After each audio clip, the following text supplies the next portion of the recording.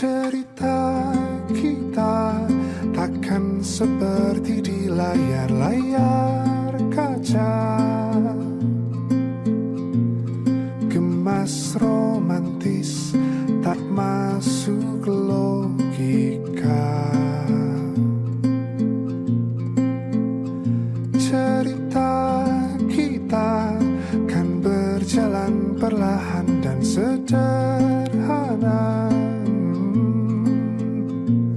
saling mengerti hanya lewat bicara. Halo semuanya, balik lagi bareng gue, Fahmi Farroji dari Balada Kehidupan. Apa kabar nih semuanya? Baik, semoga baik-baik aja ya gitu. Akhirnya nih kita udah berada di bulan Desember dan banyak hal yang terjadi juga. Dan salah satunya itu adalah menonton film terbaik di tahun 2023. Ya, film terbaik menurut gue di tahun ini. Yang judulnya itu Jatuh Cinta Seperti di Film-Film. Kenapa sih ini jadi film terbaik? Karena cuman ini film yang gue tonton di tahun ini, khususnya di bioskop ya. Maksudnya kayak banyak banget sih kayak film-film yang bagus yang gue tertarik, cuman ini satu-satunya yang bikin orang tertarik buat nonton. Dan film ini adalah film romantis komedi yang menurut gue beda banget sama film-film lainnya, entah itu Milih Mamet, Ganjil Genap yang udah pernah gue nonton, lain-lain. Ini yang paling beda banget karena di film ini tuh VOV sudut pandangnya tuh bagus banget gitu, dan ada dua sudut pandang juga yang gue dapat. Nah, di film ini juga nyeritain tentang seorang penulis film yang ingin menyatakan rasanya lewat sebuah karya yang dimana itu adalah hal yang istimewa bagi seorang penulis. Dan di sini gue nggak bakalan ngobrolin banyak tentang filmnya karena lu harus nonton sendiri dah. Asli, lu harus nonton, lu pada harus pada nonton sendiri karena film ini bagus banget gitu. Gua nggak bisa ngomongin film ini bagus karena plotnya biasa aja, cuman bagus aja dah pokoknya udah buat ditonton. Dan mungkin ini relate buat kalian juga, tapi ini benar-benar relate buat gua. Kenapa sih bisa relate buat gua? Karena gini, kalian pernah nggak sih gitu, khususnya buat cowok ya, pengen nembak cewek itu dengan hal-hal yang terbaik gitu, hal-hal yang romantis menurut kita. Entah itu bikin kejutan gitu kan, entah itu bikin puisi, lagu, atau bikin kolase video waktu bareng main dia gitu kan. Itu kan selesa romantis buat kita juga gitu. Dan kadang kita juga kalau zaman sekarang ya lihat-lihat TikTok juga banyak banget konten-konten yang kayak gitu. Dan itu yang menjadi sebuah keinginan mungkin ya buat para lelaki buat nembak atau tunangan dengan cara-cara hal yang terbaik dan romantis gitu. Mungkin ya ceweknya juga pengen banget kayak gitu juga, beberapa cewek mungkin.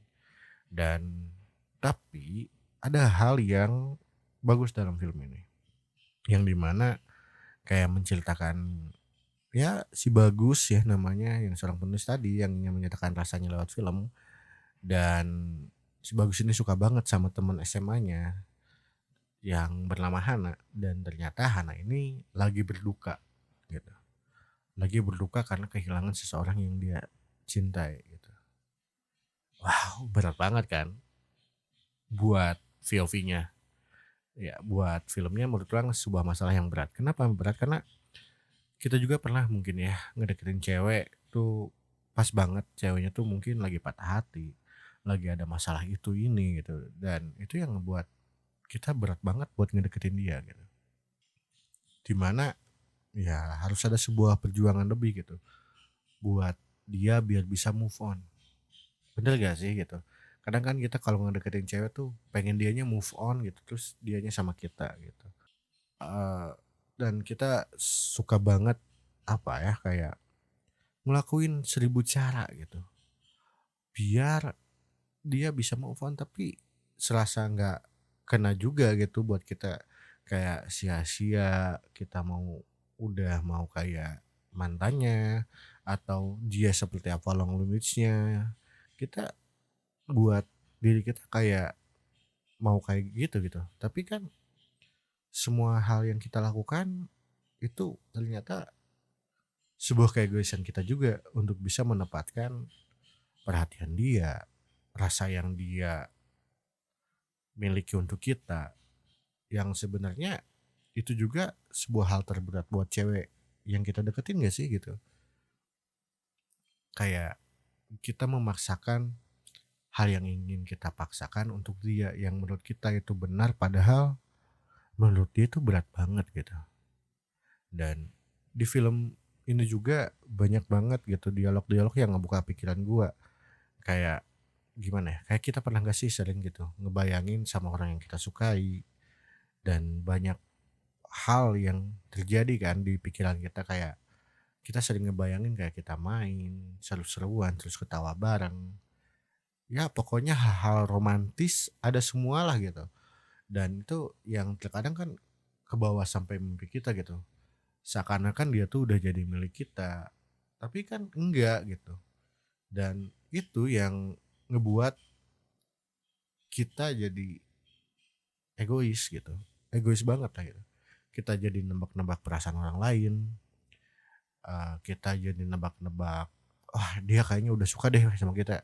Ya perasaan orang lain lah gitu. Jadi kita nebak-nebak padahal itu yang enggak gitu.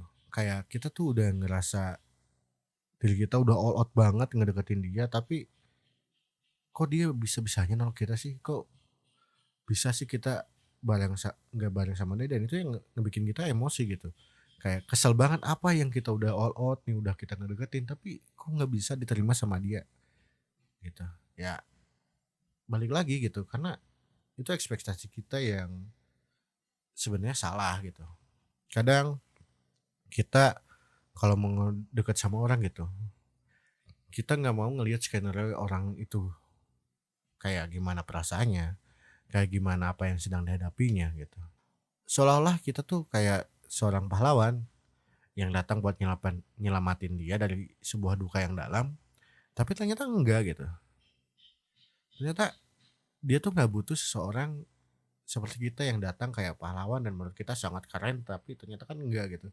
Justru orang yang sedang berduka tuh harus kita beri ruang untuk bisa menjalani kehidupan. Karena ketika sedang berduka, kadang kita ngerasa dunia itu berhenti. Padahal kan dunia tetap berjalan aja gitu, sesandainya gitu gitu. Dan itu yang ngebuat kita nggak bisa buat berjalan juga. Rasa sakitnya masih ada, tapi kita dipaksa buat harus mencintai orang lain yang gak ngerti sama kita. Gitu. Berat banget gak sih gitu, kayak kita nih lagi berduka, tiba-tiba ada yang datang, dia perhatiannya kita pasti nerima dong, dia perhatian dan lain kita terima-terima aja gitu. Tapi kan tetap aja perasaan kita tuh masih berduka dan kita belum bisa ngebuka ruang gitu. Dan itu yang bikin berat banget gitu. Jadinya kan kita yang harus ngalah lagi, dan kita ya sudah kalah lagi gitu. Harus menerima dia dengan perasaan dia, keegoisan dia. Dan ternyata perasaan kita terhadap orang lain tuh gak melulu benar gitu. Gak melulu harus bisa bareng. Kadang kita juga harus menutupnya dengan indah lah gitu. Kayak dalam dialog sebuah film ini ada dialog yang keren banget dan gue suka banget. Mungkin dialognya kayak gini, kurang lebih kayak gini lah. Intinya kayak gini si dialognya. Lu gak apa-apa bawa masa lalu, dan lu gak usah move on karena ada banyak ruang buat dia. Dan kenangan buat dia, ruangannya udah gede banget buat dia. Lu move it aja, bawa masa lalu lu, dan pasti di dalam ruangan itu ada yang kosong. Dan itu cuman sedikit. Nah, hal sedikit itu bisa buat lu ngebuka hal baru buat bisa berjalan lagi seperti dulu. Damn gitu kan. Menurut gua kayak buset, bener juga sih ya. Kayak ketika kita sedang dalam sebuah kedukaan gitu, kayak kita tuh pasti apa ya, mengasihi banyak ruang buat dia yang udah deket sama kita gitu. Dan kita lupa bahwa kita punya sedikit ruang untuk kita bahagia itu sendiri. Dan ketika kita menyukai seseorang, ya jangan paksakan masa lalunya buat dilupakan, tapi ya bawa aja, karena menurut gua sebuah kenangan memang untuk dikenang bukan untuk dilupakan. Dan karena kita juga nggak bakalan tahu beratnya dulu kayak apa gitu, karena beratnya apa ya, sebuah masalah yang dia hadapi, apa yang kita hadapi, kita bener-bener nggak bisa ngerasain apa yang mereka rasain. Ya meskipun ada rasa simpati dan empati gitu, tapi tetap aja ada satu hal titik di mana sebuah perasaan gak bisa banget kita rasain sebenarnya apa yang dia rasain gitu. Jadi ya jangan egois lah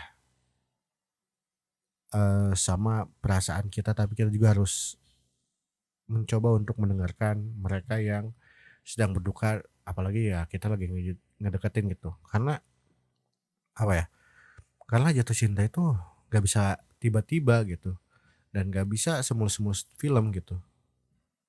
Tetap harus ada ruang untuk kita bisa menghirup cinta yang sesungguhnya gitu. Anjay keren banget ya.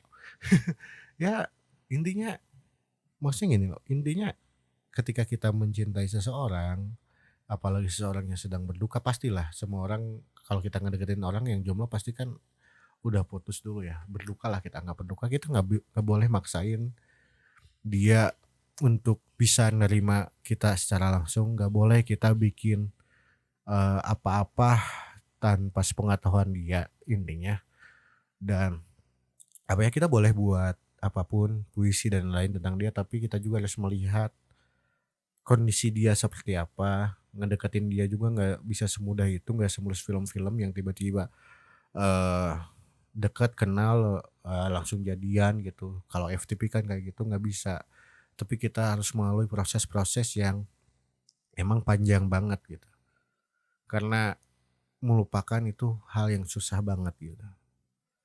Ya semoga kita bisa aja sih doanya yang lagi ngedeketin, entah itu cewek atau cowok ya, semoga kita bisa aja buat mempertahankan mempertahankan kedekatan kita. Dan ingat dialog gue ingat lagi dialog dari film ini adalah, "Lu tuh bikin karya ini buat modus atau bener-bener buat serius?" Dan itu kena banget buat gue. Ya udah gitu aja deh buat podcast kali ini. Terima kasih udah ngedengerin. Jangan lupa buat follow Instagram Podcast Balada Kehidupan. Mari kita berbincang lagi di lain hari. Dadah.